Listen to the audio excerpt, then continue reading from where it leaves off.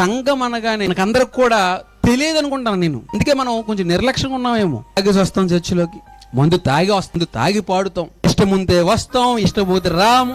మనకు అవసరం లేదు. మీటింగ్ అవుతుంది, మీటింగ్ దగ్గర కనీసం వెళ్దామని ఆలోచన లేదు. మాకు అవసరం లేదు. మాకెందుకు? ఏదో క్రిస్మస్ కి ఏదో ఒక రోజు వచ్చి బాయ్ బాయ్ హాయ్ హాయ్ చెప్పుకుని వెళ్ళిపో. చూడండి, అసలు భయం లేదు. బైబిల్ అంటే కనీసం భయం లేని బ్రతుకులండి మనవి.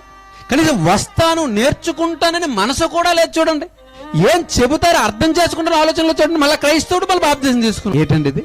ఎంత వరకు జరుగు, కనీసం వెళ్దామని. అందుకు ఇచ్చిన ప్రాధాన్యత కూడా దేవుడికి ఇవ్వలేకపోతుందండి. ఏకాటికి ఇచ్చిన ప్రాధాన్యత సంఘానికి ఇవ్వలేకపోతుందండి. ఏదైనా గట్టిగా ఉంటే నువ్వు ఎవడరా మమ్మల్ని అంటారు. మా ఇష్టం, వస్తే వస్తాం, లేకపోతే రాం.